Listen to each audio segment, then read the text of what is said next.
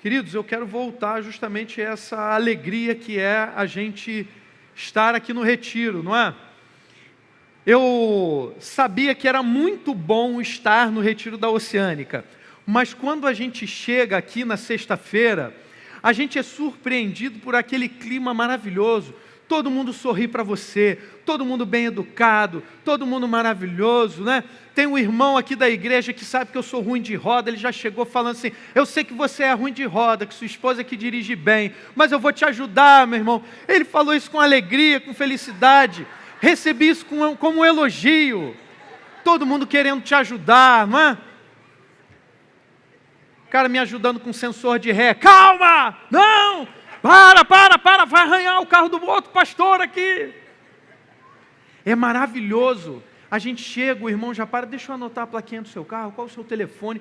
Gente, me sinto até num outro país, nem parece Brasil isso aqui. Todo mundo solícito, às vezes se você cai, vem 10 pessoas em cima de você para te ajudarem. Nosso irmão Alexandre, coitado, torceu o pé, quebrou o pé, todo mundo ali em cima dele.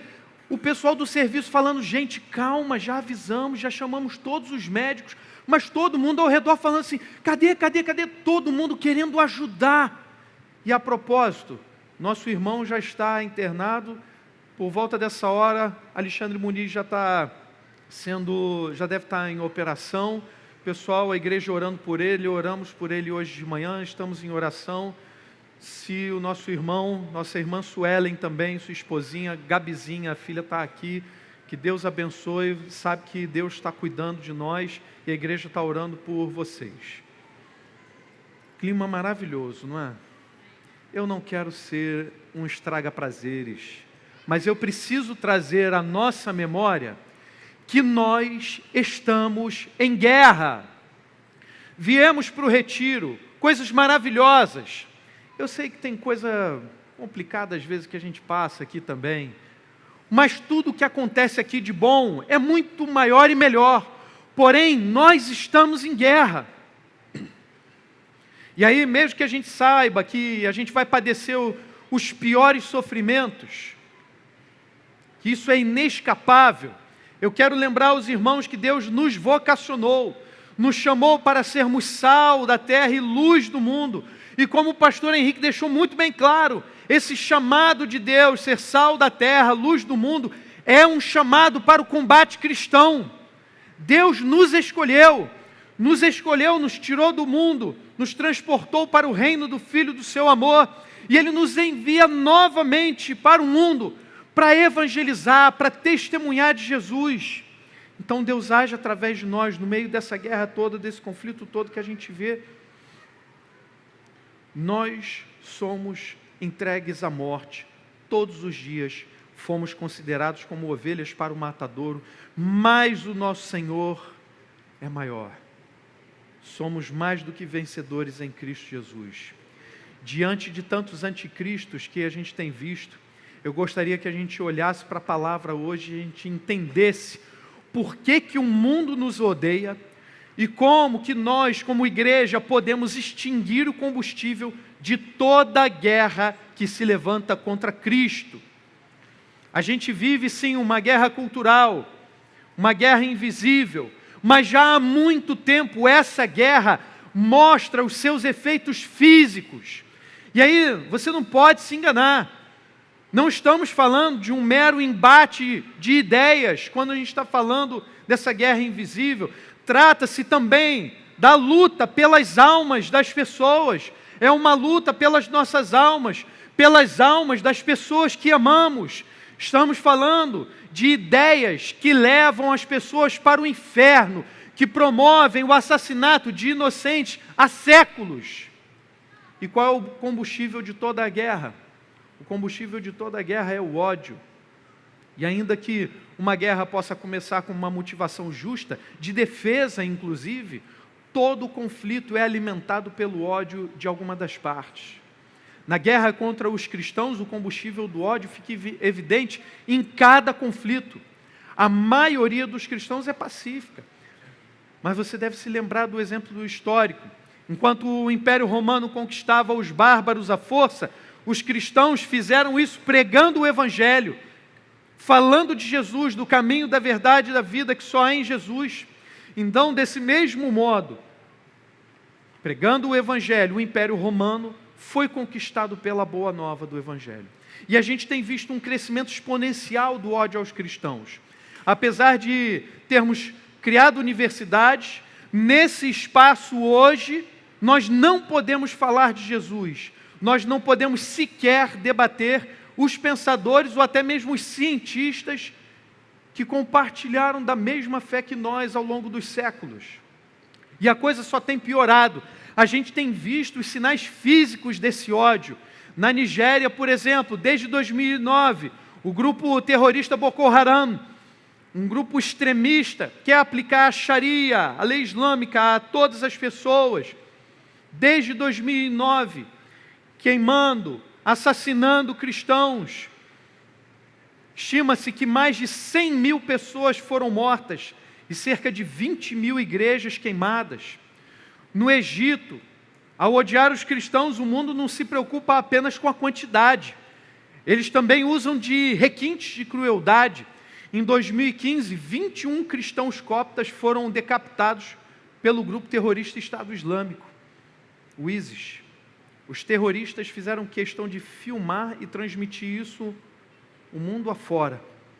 Em países budistas, a perseguição pode parecer amena, porém é igualmente covarde. Famílias desfeitas, casa, emprego, heranças, tudo perdido porque a pessoa se tornou cristã. E quem poderia pensar na Inglaterra, cristãos são expulsos de suas próprias igrejas.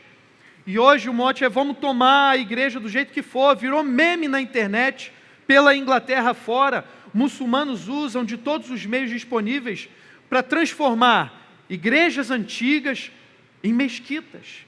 E eles comemoram, repetindo que estão assumindo o controle. Mostram a fachada da igreja e repetem o refrão. Vocês estão vendo aqui uma igreja? Not anymore. Eles falam assim: not anymore.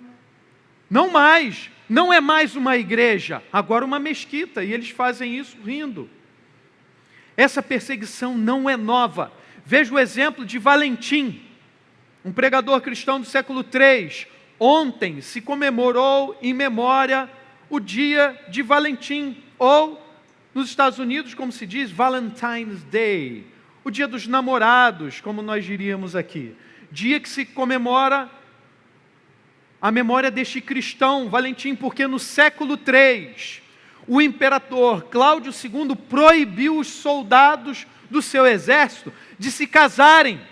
Cláudio queria soldados que fossem frios, máquinas de guerra, que não tivessem sensibilidade nenhuma com o outro, sem compaixão, sem nada a perder, e os proibiu de casar. Valentim, contrariando o imperador, casava os cristãos em secreto. Ao ser descoberto, foi decapitado, foi punido com a morte pela sua desobediência ao imperador. E em 14 de fevereiro de 269 depois de Cristo, Valentim foi morto, assassinado, porque defendeu a fé com a própria vida, defendeu os valores cristãos. E o que toda essa onda de violência tem em comum? Todas elas são motivadas pelo ódio, fundamentadas em ideologias anticristãs ou religiões anticristãs. Toda ideologia anticristã não se contentará enquanto não exterminar a igreja. Não se engane. E tenha isso em mente, enquanto nós vemos aqui o contexto do texto que nós vamos meditar hoje, que é o capítulo 15 de João. Aqui no capítulo 15 de João é o discurso de despedida do Senhor Jesus. Ele se reúne com os apóstolos, vai falar sobre a videira verdadeira, vai dizer sobre a marca característica da igreja: amem-se uns aos outros. E aqui, a partir do verso 18, quero que vocês acompanhem comigo. João 15, verso 18. Se o mundo odeia vocês, saibam que antes de odiar vocês, odiou a mim. se vocês fossem do mundo, o mundo amaria o que era seu. Mas vocês não são do mundo, pelo contrário, eu dele os escolhi, e por isso o mundo odeia vocês. Lembrem-se da palavra que eu disse a vocês: o servo não é maior do que o seu senhor. Se perseguiram a mim, também perseguirão vocês. Se guardaram a minha palavra, também guardarão a de vocês. Tudo isso, porém, farão com vocês por causa do meu nome, porque não conhecem aquele que me enviou. Se eu não tivesse vindo e lhes falado, eles não teriam nenhum pecado. Mas agora não tem desculpa do seu pecado. Quem odeia a mim, odeia também o meu Pai. Se eu não tivesse feito entre eles as obras que nenhum outro fez, eles não teriam nenhum pecado. Mas agora não somente viram, como também odiaram tanto a mim como o meu Pai. Isso, porém, é para que se cumpra a palavra escrita na lei deles: odiaram-me sem motivo. Quando, porém, vier o Consolador, que eu enviarei a vocês da parte do Pai, o Espírito da verdade, que dele procede, esse dará testemunho de mim, e vocês também testemunharão, porque estão comigo desde o princípio. Diante do texto, vamos à primeira lição, dos versos 18 e 19. Há uma oposição mortal entre o mundo e a igreja, entre o mundo e os cristãos. Jesus disse: se o mundo odeia vocês, saibam que antes de odiar vocês, odiou a mim. Então, antes de odiar a nós, o mundo odiou a Jesus. E é por causa desse ódio que Jesus foi morto. Se fizeram isso com Jesus, o Filho de Deus, vocês acham que o maligno vai pegar leve com a gente? Vocês acham que o mundo vai pegar leve com a gente? O mundo está mortalmente oposto a Jesus. Além dos exemplos citados no início da meditação, você deve lembrar das dezenas de igrejas que foram queimadas no Canadá e Estados Unidos nos últimos anos. Países que outrora eram considerados cristãos, tal como a Inglaterra ou até a França. Pessoas têm sido presas por orarem em público na Inglaterra. Em determinados países, converter-se a Cristo é uma sentença de morte. Você poderia ser morto pelos seus próprios parentes, no mínimo deserdado. Então não se engane, há uma oposição mortal entre o mundo e a igreja, entre o mundo e nós cristãos. E essa oposição fica clara também no mundo da arte. O ódio é disseminado na forma de música, de pintura, caricatura e até mesmo programa de humor. As pessoas acham engraçado fazer chacota com Jesus. Tem gente que ganha dinheiro zoando com Jesus e com a igreja. O ódio a Cristo é ódio aos cristãos. Se o mundo odeia vocês, saibam que antes de odiar vocês, odiou a mim. Jesus, ele está se referindo aos seus discípulos, se refere àqueles que estão formando o corpo de Cristo, se refere à igreja, se refere a nós. Nós somos de Jesus, a igreja é de Jesus, e é justamente porque pertencemos a Jesus que o mundo nos odeia. No verso 19, se vocês fossem do mundo, o mundo amaria o que era seu, mas vocês não são do mundo, pelo contrário, eu dele os escolhi, e por isso o mundo odeia vocês. A igreja pertence a Cristo, porém o mundo jaz no maligno. A oposição é clara, é inegável, e é por isso que o mundo nos odeia, porque nós somos de Cristo, nós fomos comprados pelo sangue do Cordeiro, e isso deixa o maligno furioso, pois ele sabe que ele não pode tocar em nós. Sabemos que todo aquele que é nascido de Deus não vive em pecado, porque quem é nascido de Deus guarda a si mesmo, e o maligno não pode tocar nele. Sabemos que somos de Deus, e que o mundo inteiro jaz no maligno. Nós somos de Deus, mas o mundo jaz no maligno. Há uma oposição mortal entre o mundo e a igreja, porque nós somos de Deus, bem chegados a Jesus. O inimigo atentará contra a nossa vida toda vez que ele puder. E aí, quanto mais parecidos com Cristo, quanto mais íntimos de Jesus, mais o mundo nos odiará. E é isso que nós vemos na segunda lição. Quanto mais parecidos com Jesus, mais seremos perseguidos. Lembrem-se que o cristão tem a sua identidade em Cristo. Verso 20. Lembrem-se da palavra que eu disse a vocês: o servo não é maior do que o seu senhor. Vejam, nós somos de Cristo, nós somos como Cristo. Se perseguiram a mim, Jesus completa, também perseguirão a vocês. Se guardaram a minha palavra, também guardarão a de vocês. Quanto mais parecidos com Jesus, mais seremos perseguidos. Mas vejam, de cara o Senhor Jesus já nos dá uma promessa. Se guardaram, aqueles discípulos que seguiram a Jesus, guardaram a palavra dele, diante da nossa pregação, aqueles a quem Jesus converter, também guardarão essa palavra. Quanto mais parecidos somos com Jesus, mais o mundo nos odiará e nos perseguirá ainda mais. A perseguição é horrível, mas tem um aspecto bom, porque ela prova que você realmente está parecido com Jesus. Se ninguém reclama de você, se você não está sofrendo em nada por declarar a sua fé em Jesus, há alguma coisa esquisita, há alguma coisa de errado, porque somente a identificação com Cristo vai nos dar a força e a autoridade para combater o mundo, e vai mostrar ao mundo que nós realmente estamos incomodando. Os cristãos são odiados porque são de Jesus e com ele se identificam. Se o mundo odeia vocês, saibam que antes de odiar vocês, odiou a mim. Lembrem-se da palavra que eu disse a vocês: o servo não é maior do que o seu senhor. Jesus não exige que a gente faça mais do que ele, seja mais do que ele, mas que nós sejamos exatamente como ele. E na medida em que formos parecidos com Jesus, o mundo há de nos odiar ainda mais.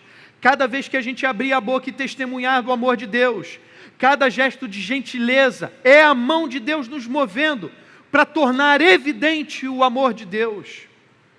O mundo odeia a igreja porque os cristãos não se conformam às perspectivas do mundo, não se conformam às ideias do mundo, mas nós seguimos a forma de Jesus. E quanto mais parecidos com Jesus, mais seremos perseguidos. Jesus também nos avisou lá em Lucas, no capítulo 21, ele disse: antes, porém, de todas essas coisas, vocês serão presos e perseguidos, vocês serão entregues às sinagogas e lançados nas prisões, serão levados à presença de reis e de governadores por causa do meu nome. Isto acontecerá para que vocês deem testemunho. Tomem, pois, a decisão de não se preocupar com o que irão responder, porque eu lhes darei palavras e sabedoria a que não poderão resistir nem contradizer todos os que se opuserem a vocês. E vocês serão entregues até por seus próprios pais, irmãos, parentes e amigos, e eles matarão alguns de vocês. Todos odiarão vocês por causa do meu nome, mas não se perderá um só fio da cabeça de vocês. É pela perseverança que vocês ganharão a sua alma. Amém? Embora sejamos cada vez mais parecidos com Jesus e cada vez mais perseguidos, o Senhor já nos deu a vida eterna, o Senhor já nos concedeu a vitória. E saiba disso: se você é odiado, é porque você se parece com Jesus. Você já morreu para o mundo, e diante de Jesus isso é um motivo de alegria. Lembre-se de Tiago também, que ensinou sobre os benefícios das provações. Ele diz no capítulo 1, meus irmãos, tenham por motivo de grande alegria o fato de passarem por várias provações, sabendo que a provação da fé que vocês têm produz perseverança. Ora, a perseverança deve ter ação completa para que vocês sejam perfeitos e íntegros, sem que lhes falte nada. Saibam que quanto mais parecidos formos com Jesus, mais seremos perseguidos, mais seremos odiados. Mas quanto mais parecidos com o nosso Senhor e Mestre, mais o Senhor nos dará todos os benefícios da vida com Ele. Amém? Nossa terceira lição agora: o mundo odeia porque não conhece o Pai. João 15, a partir agora do verso 21 a 23, o Senhor Jesus diz: tudo isso, porém, farão com vocês por causa do meu nome, porque não conhecem aquele que me enviou. Se eu não tivesse vindo e lhes falado, eles não teriam nenhum pecado, mas agora não tem desculpa do seu pecado. Quem odeia a mim, odeia também o meu Pai. E o mundo odeia porque não conhece a Deus Pai. O mundo odeia porque não conhece ao Pai, não conhece o Filho e muito menos o Espírito Santo de Deus. O mundo odeia porque não tem Deus no coração. O mundo odeia porque não experimentou o amor de Deus, o nosso Pai, revelado em Cristo Jesus. E é exatamente isso que Jesus veio revelar: o amor do Pai, a salvação, a vida eterna. Texto áureo, texto principal, um texto cheio da unção do Senhor, palavra do Senhor Jesus, João 3,16, porque Deus amou o mundo de tal maneira que deu o seu Filho unigênito para que todo aquele que nele crê não pereça, mas tenha vida eterna. Jesus revelou o amor de Deus nosso Pai, mas porque o mundo não conhecia Deus Pai, odiou a Jesus, odiou os discípulos e continua a odiar a igreja. Deus amou o mundo de maneira incomensurável e entregou a Jesus para morrer em nosso lugar. Não tem prova maior do amor de Deus do que essa.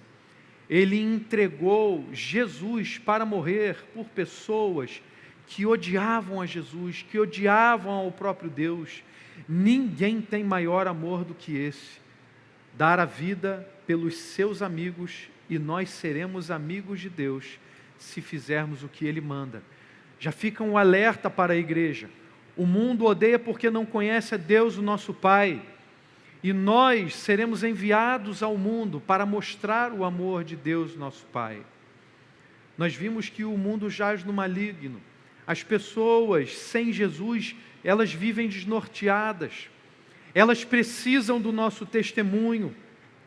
Embora a gente veja um monte de gente buscando os melhores estilos de vida, pessoas que se preocupam com o destino, as pessoas pouco se preocupam com o destino da sua própria alma. As pessoas desejam ter um corpo mais saudável, um corpo mais bonito, uma carreira de sucesso, querem ganhar dinheiro, curtir os prazeres dessa vida, mas vivem perdidas, pois suas almas não vão encontrar descanso enquanto não descansarem em Jesus Cristo. A gente tem razão de buscar todos esses benefícios, todos esses prazeres da vida, mas a razão sem Deus é caminho de morte, como a gente aprendeu hoje de manhã. Tudo que nós buscamos sem Deus é vazio, é morte. E o mundo não conhece a Deus, o nosso Pai, está indo para a morte, está indo para o inferno. E uma pessoa com um coração vazio de Deus, ela fatalmente vai preencher o seu coração com qualquer coisa, e há de preencher o seu coração, vai dar lugar no seu coração ao ódio, pregado por ideologias anticristãs, porque o seu coração é governado pelo maligno. A falta de conhecimento de Deus também é um problema para a igreja. Oséias alertou o povo de Israel. Lemos em Oséias 4 assim: o meu povo está sendo destruído, pois lhe falta o conhecimento. Pelo fato de vocês, sacerdotes, rejeitarem o conhecimento, também eu os rejeitarei, para que não sejam mais sacerdotes diante de mim. Visto que se esqueceram da lei do seu Deus, também eu me esquecerei dos seus filhos. Repetindo o verso 6 de Oséias 4: o meu povo está sendo destruído, pois lhe falta o conhecimento. Falta o conhecimento de Deus. O profeta Oséias alertava o povo de Israel, o reino do norte, sobre a falta de conhecimento de Deus que os levaria para a morte. E aqui é preciso esclarecer que a falta de conhecimento de Deus não é falta de informação sobre Deus. Hoje, qualquer pessoa, em praticamente todos os cantos da terra, pode abrir a internet e digitar a palavra Deus, seja no idioma que for, e ela terá acesso a diversas informações sobre Deus. Se ela colocar assim, eu quero conhecer o Deus cristão, inteligência artificial, me diga, quem é o Deus cristão? Ela terá um monte de informações sobre Deus, mas ainda assim ela não conhecerá a Deus. O que o profeta Oséias está falando para o povo de Israel, o que nós vemos no contexto bíblico, é que faltava ao povo de Israel um relacionamento íntimo com Deus. Conhecer a Deus nesse contexto aqui não é saber informações sobre Deus, mas ter um relacionamento íntimo com Deus, ter comunhão com o nosso Deus. E como é que nós podemos ter esse conhecimento íntimo, esse relacionamento profundo com Deus? Através de Jesus Cristo.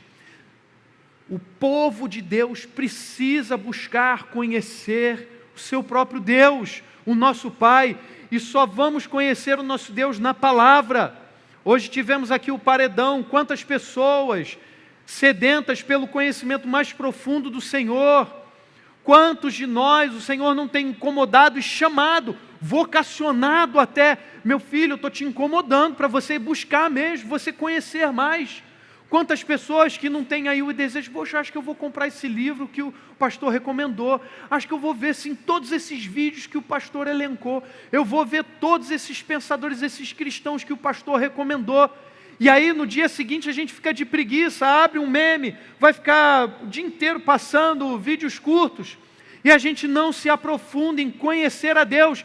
Seja toda a informação, toda a sabedoria da palavra de Deus, ou aquilo que Deus permitiu que os homens produzissem, ou seja, também e ainda mais, um relacionamento profundo com Deus, em oração, no discipulado, na mentoria, no louvor, na adoração, e até onde pode nos levar o conhecimento de Deus para uma comunhão intensa, para que a gente dê um testemunho tremendo, maravilhoso do nosso Deus.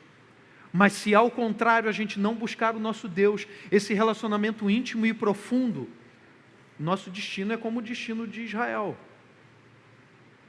Então não se afaste de Deus. Deus tem falado contigo, Deus tem falado contigo, para que você se aproxime ainda mais dEle.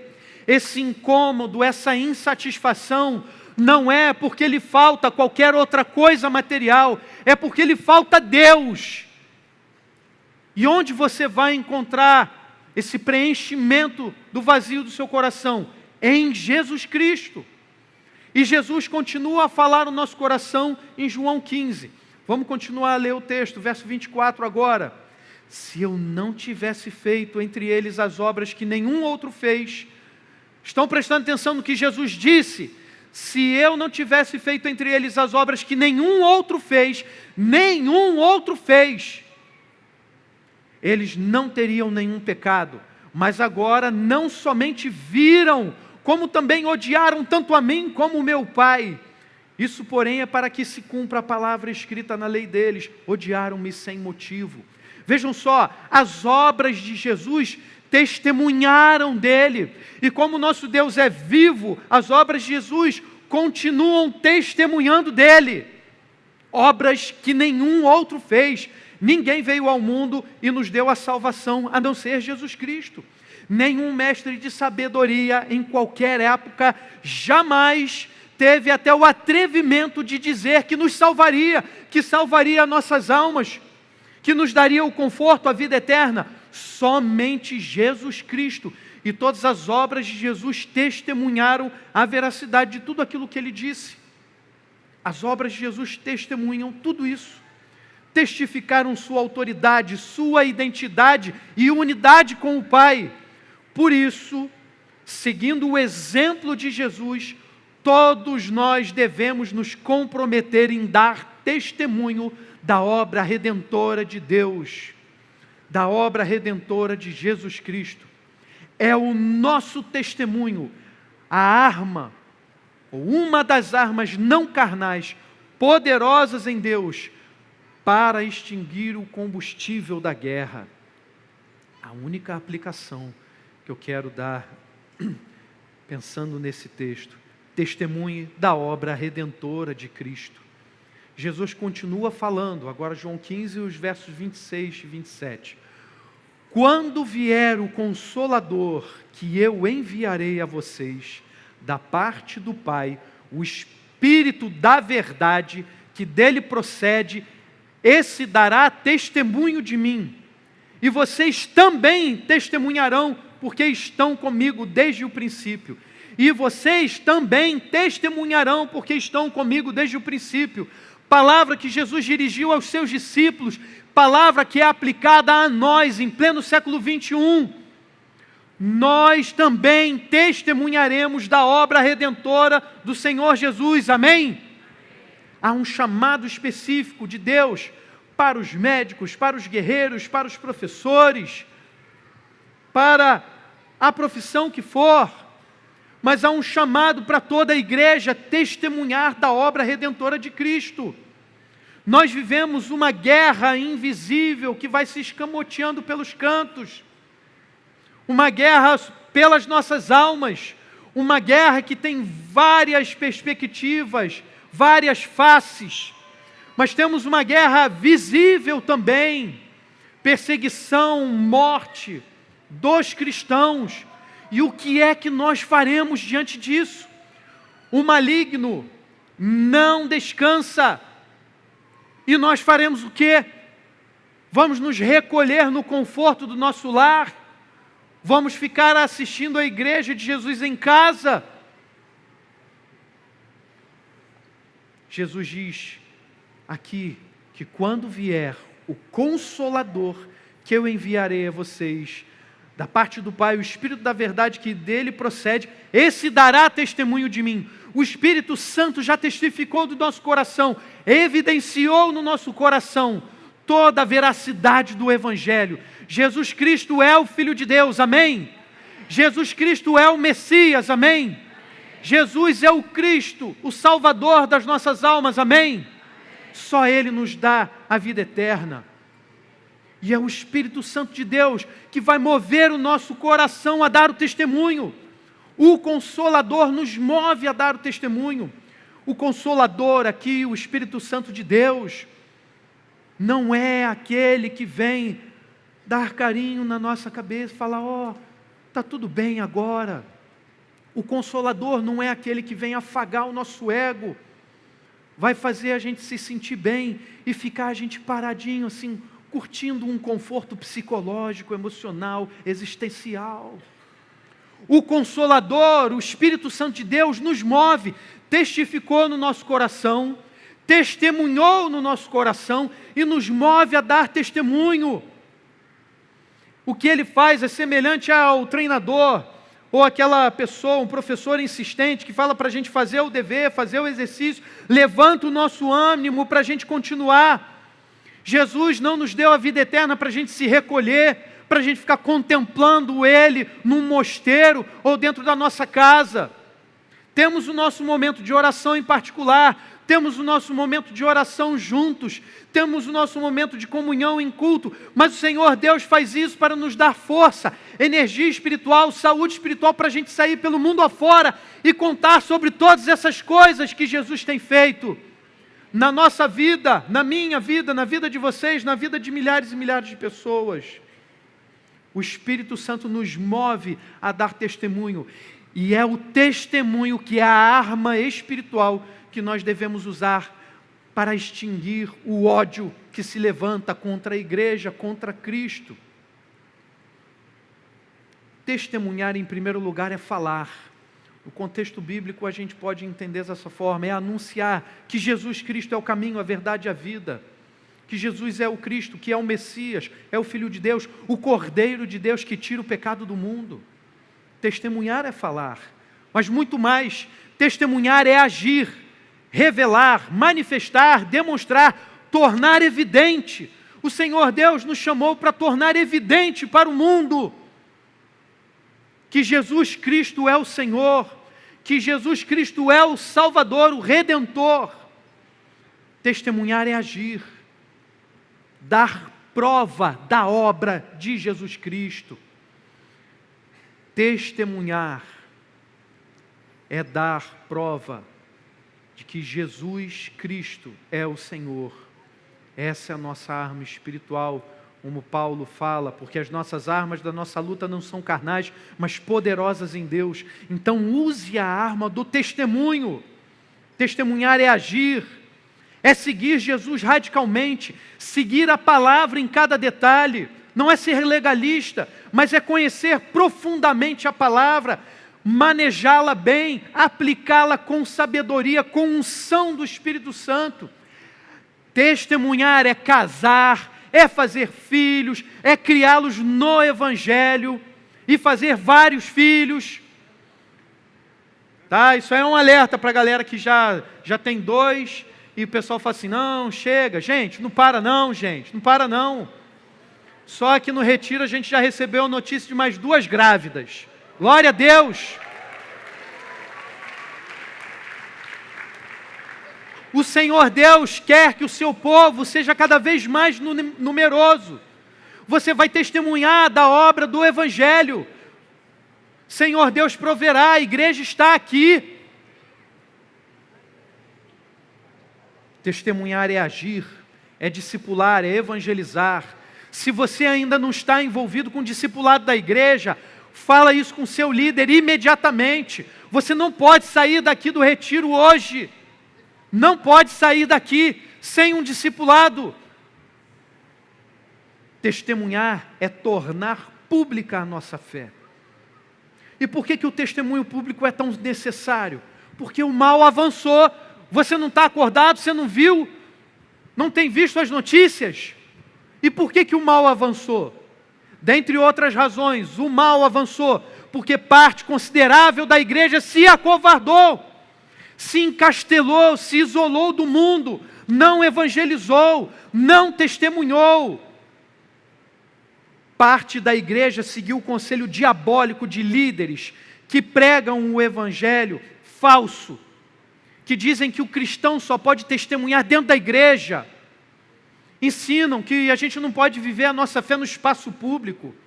Você tem que ser um crente secreto. Imagina a gente da Oceânica caminhando por aí afora com as nossas camisas cheias de versículos bíblicos, cruz, mostrando identidade em Cristo. E toda hora, todo momento, a cada retiro, a cada festa que a gente faz uma camisa nova, veste uma camisa nova, a gente vai mostrar para o mundo, e é isso mesmo que a gente tem que fazer. Mas muitas pessoas foram enganadas por esses falsos mestres, falsos líderes, sinagogas de Satanás que se infiltraram na igreja e dizem que a igreja tem que ficar calada, que a igreja não pode se pronunciar, enquanto aqueles que são partidários de uma ideologia política falam dentro e fora das igrejas, líderes, alguns que se dizem pastores, outros que se dizem padres, e condenam as pessoas que vão pensar diferente, que vão questionar e vão dizer, não, mas Jesus não fez assim, olha o que Jesus fez.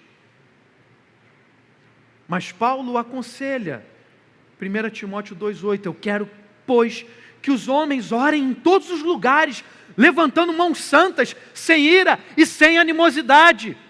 Se é para a igreja ser presa porque ora, inclusive em público, que prendam a igreja inteira. Você está achando que isso vai acontecer só na Inglaterra? Você está achando que isso não vai chegar até nós aqui? E você acha que outras formas, o inimigo não tem conseguido de sabotar a igreja, inclusive por dentro? Testemunhe sem medo das consequências. Não dê pistas de que você é crente. Você tem que dar provas irrefutáveis da obra redentora de Jesus na sua vida. Isso é dar um testemunho digno de Jesus.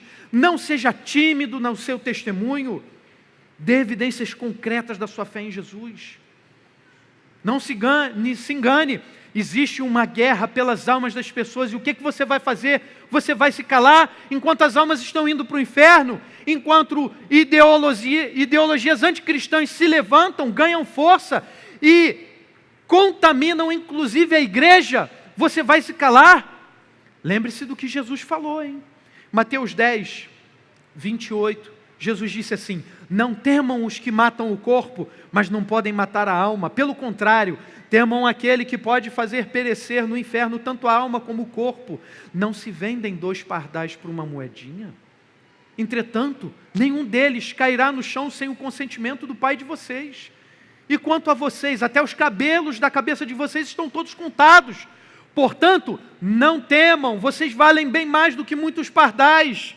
Portanto, todo aquele que me confessar diante dos homens, também eu o confessarei diante de meu Pai que está nos céus. Mas aquele que me negar diante das pessoas, também eu negarei diante de meu Pai que está nos céus. O que você vai fazer? Você vai confessar o nome de Jesus? Então diga amém. A igreja oceânica não vai negar a Jesus, amém? Nós vamos testemunhar da obra redentora de Jesus Cristo, amém? Então confesse que Jesus Cristo é o Senhor. Conte para todas as pessoas o que Jesus tem feito na sua vida, na vida das pessoas ao seu redor aqui na igreja. E testemunho do milagre de Deus transformando corrupção em restauração. O milagre de Deus transformando as trevas em luz, transformando o mal em bem, a morte em vida e vida eterna com Jesus. Testemunhe da obra redentora de Cristo Jesus. Amém? Então vamos orar. Senhor,